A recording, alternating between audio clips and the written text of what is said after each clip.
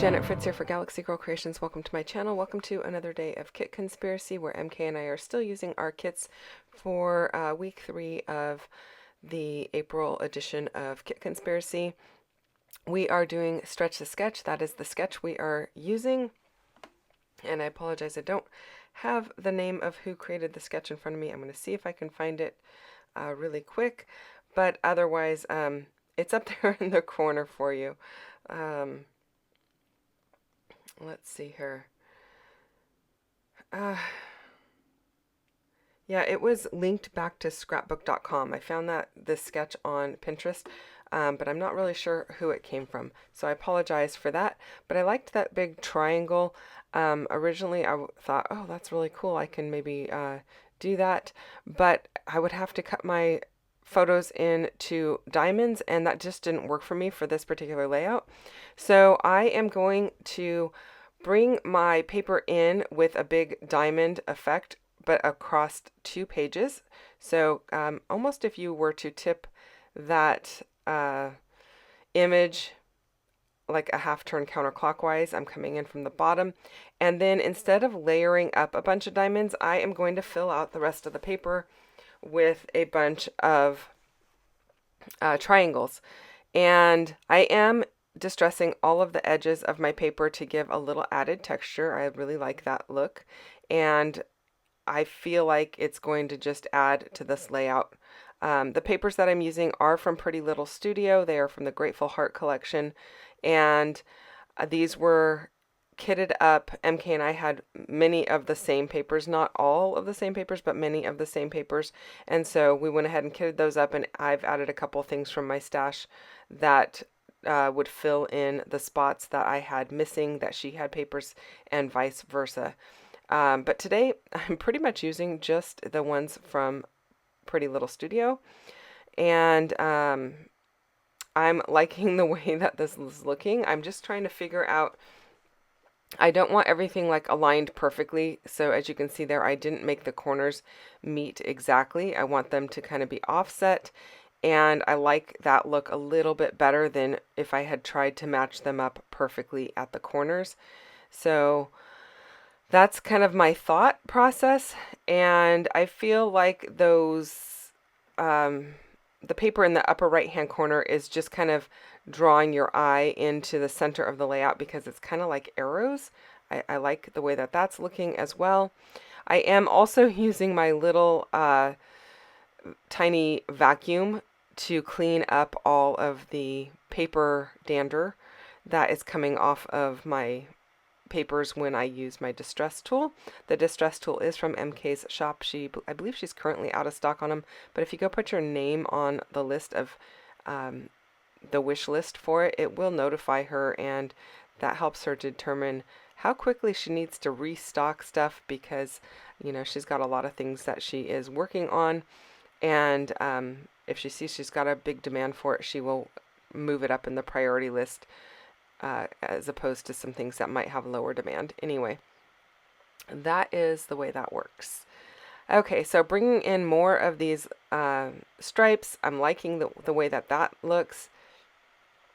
I'm not going to do a whole lot of layering up of anything on my on top of my photos or my papers, where it looks like there's a lot of different layers of paper on the example. I'm not going to do that because all of my layers are basically spread out across my double page spread, and this is how I'm going to go ahead and stretch it.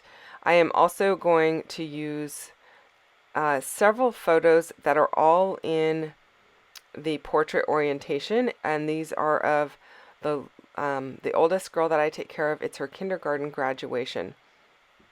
So I did take my paper over to my silhouette, and I cut out the word kindergarten in that purpley color, and then I cut out the word graduation in black. So I'm going to be bringing some black in. I am also using my favorite border punch, which is a kind of a larger scallop, and I'm just creating that because in the sketch there is a horizontal piece that kind of runs from the left of the middle photograph just past the photograph. So I'm kind of pulling in this scalloped area to kind of mimic that as best as I can.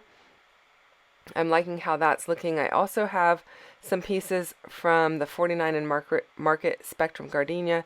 That was in our kit as well. And so I'm pulling in these orangey bits, which kind of complement the yellowy orange that's going on in the florals and in that watercolor wash paper. And so I'm liking how that's looking. I just don't know how much of the black I want showing at the top or the bottom. So I'm going to go ahead and freehand cut those, and I'm going to distress it so it doesn't have to be a perfect straight cut. The little border orange pieces are definitely not straight. They are not meant to be straight. They came kind of with a little bit of a wonkiness to them, and since they're paper, it's not like I can straighten them out, but you can see there's a little bit of a wave to them, if you will. I am going to adhere all of my papers down. I did not back any of them with any paper. The white border is printed on my photos. I prefer to print them that way. I can always cut that border off if I decide not to use it. But it does save me in having to mat my photos in white if that was something that I decided to do. So I'm really happy with the way that this looks so far. And it just so happened her dress was just perfect for this particular layout. Also, the blue in the uniforms and the blue in the background of the photo of her and her mom worked well, since there is some blue in this collection as well. So I'm liking how it's all coming together so far. I'm just kind of trying to figure out the embellishments, and I know I have some pieces that just came out in MK's shop earlier in the month of April. She's got some celebratory pieces, which I think I'm going to go ahead and use on this layout. So there are some party hats, which can also be flipped upside down to make a banner piece. So I think I'm going to use it as a banner piece. And then you can kind of see those at the top of my screen. And then she's got some confetti pieces as well, and I'm going to use those also because this definitely was a celebration that she finished out her kindergarten year. And, you know, it's first year of real school, and so that's always exciting. And they had a little kindergarten graduation, so definitely wanted to go ahead and document that. I am using the piece of paper. This was actually in my scrap bin. It was a large piece, not a 12 by 12, probably closer to 8.5 by 11, but maybe not even that big. And I went ahead and cut the word kindergarten out of that. So I'm just using it to realign all of my letters so that I get them lined up and spaced properly. And then once I get them all lined up, I can just pull that piece off. And then this particular font is called Dream. I want to say it's probably from defont.com, but I could be wrong on that. I also have one called Farmhouse, which is very similar.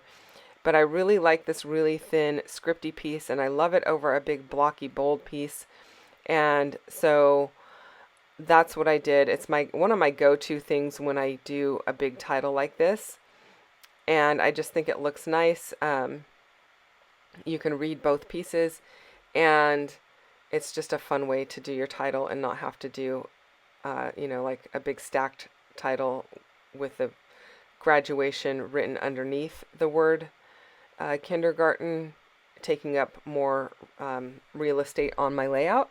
So I can kind of stack them literally versus stack one higher up on the base paper and one lower on the base paper. So I have removed some of the masking on some of these pieces so that I can do a nice little blend of purples, and I will be having some portions of it remain the actual wood color, and I'm going to go and fill that part in with some paint pens, acrylic paint pens. So I think this is an awesome technique for doing your wood veneer and for making them very interesting and more custom for your layout, basically. Now I have the confetti pieces here. It also comes with a bunch of stars. I'm not going to use the stars. I'm just going to use the little ribbony type pieces, and I am inking those up in the same way that I inked up the rest of it.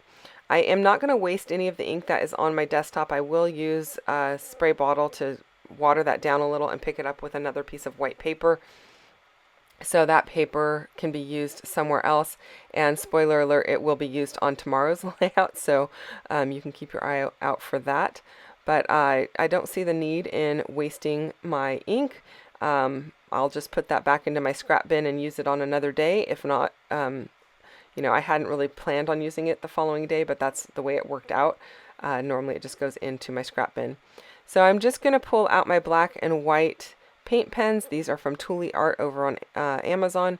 And I am filling in some of the polka dots and the stripes on these little hats, which are going to be banner pieces. So you may be wondering how that works, because they just look like banner pieces, but there are some little toppers for it. Like you can see them up in the upper left-hand corner of my papers. There are some like little asterisks, and those make the little banner pieces connect, or you can put them at the top to be the little puff on the top of your party hat. Works great either way. I decided to do the banner pieces. Probably could have done a party hat, but I felt like that was a little more birthday celebration than graduation celebration. So I decided to go with this option of making the little banner. And I think it looks really good. Now I did, since the little stripes in the banners here were really narrow, I had a little bit of a hard time keeping my paint pen in that little stripe. The stripes are more narrow than my paint pen is, but I'm not really too concerned about it. It's not the like perfect coverage, but it works and I'm okay with it. So actually the black I had a harder time with than the white, because the black pen actually flows pretty normally, whereas my white pen stays pretty dry and I have to keep kind of depressing it and or putting it back into the little puddle that I've created there. And that's just the nature of white, I think. I don't know. I know white gel pens kind of have the same thing. They either work great or they don't work at all. So I'm not really sure how to fix that problem other than I spray it with water, clean it off, and kind of get it flowing again. It feels kind of like it gets a little bit gummed up. I haven't had that problem with any of the other colors, but I don't use the other colors as much as I use the white either, so maybe that has something to do with it. I'm not really 100% sure.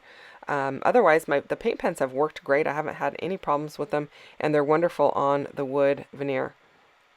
So here I've just gone ahead and added a little bit of white and black to each of them, and then I'm going to go ahead and put them across the top of the layout. You can see I have a border piece kind of hanging there already. That is actually a die that I considered using, but I don't end up using because I decided to use the wood veneer pieces instead. And you can see me here also playing around with the white again, trying to get it flowing. And the big thing is, you know, you can tap it, depress the nib and have the ink flow, but then I was afraid I was going to get too much ink. So I was being very light-handed in how long and how much I pressed down to get that ink flowing, because I didn't want it to all of a sudden spurt out and then cause a problem. Now I had the option of also doing some of those little banner pieces or confetti ribbon pieces, but I decided not to add any black or white to those. I decided to leave them as is. I like them. They do have some detailing on them that shows like the inside of the curve versus the outside of the curve and whatnot. But I decided just to leave them. I like them how they are. And then I did decide to go back and make my little asterisks black to just go between all of my little banner pieces. While I work on that, I want to remind you that this is also Stretch the Sketch, where we are taking this sketch, everyone's using the same sketch, and we are trying to stretch it or shrink it. So the idea is you can use it in any size other than the size that it is presented in the actual sketch itself. So there is a playlist down below. You can go and check that out and see what everyone else has created and maybe get a bunch of inspiration and see what they did different than what I've done. I hope that you can see where my inspiration came from. And I hope that you go and check out what everyone else is doing over on their channels, and go check out what MK is doing on her channel using the same kit that I'm using for Kit Conspiracy. I believe she's playing along with Stretch the Sketch this month as well. So she should be using this sketch also. So yeah, using the same papers and the same sketch. I'm sure everything's going to be different just because our minds work completely differently, but it'll be fun to see what she has created also, and her link to her channel is down below. So I went ahead and got my banner pieces up here. They are self-adhesive, so you just have to remove the backing off of them to adhere them down. If you don't press them down really good, you can probably move them around a little bit, which you can see that I have done here. But once you pretty much push those down hard, they're going to be stuck down. They hold really well. The adhesive is great. And the wood veneer is only a 1/16 of an inch thick, so it doesn't add a lot of thickness to your layout. It does add some, but not a ton. I do want a little bit of space for journaling, so I'm going to create a little layered up label cluster down below my word kindergarten graduation, so that we can write on there. Her mom will probably do the writing, and then make note of her friends that are in the photos as well, because, you know, in 20 years, who's going to remember everybody's names and all of that good stuff? So they may remember some of them, because I know at least one of them is a really close friend of hers. The other two, I'm not really sure. So you definitely want to make sure you have that written down. And then I did pull in that little black piece up at the top of the photos with the orangey little notebook piece. Those are from the Spectrum Gardenia collection as well. The labels are all from the Pretty Little Studio Grateful Heart collection, and I think they all work well together. Just wanted to bring in a little bit more black up to the top of the photos, since I've got so much at the bottom of the photos. Liking how that's looking, and then I'm trying to leave as much room on the labels as possible, but still have them overlap a little bit so they look like they're just a layered element down here. And then I am going to go ahead and peel the backs off of my little wood veneer ribbon pieces and stick those down. I want them to kind of look like they're flying out from the word kindergarten, just like a celebratory piece to give a little bit of movement to that word. And then I've got to go ahead and stick everything down up here at the top. And I'm pretty close to done. So if you enjoyed this layout, I hope that you hit the thumbs up button. And if you're not subscribed to my channel, I would love for you to subscribe. You can leave any questions or comments down below that you might have, and I will get back to you as quickly as I can.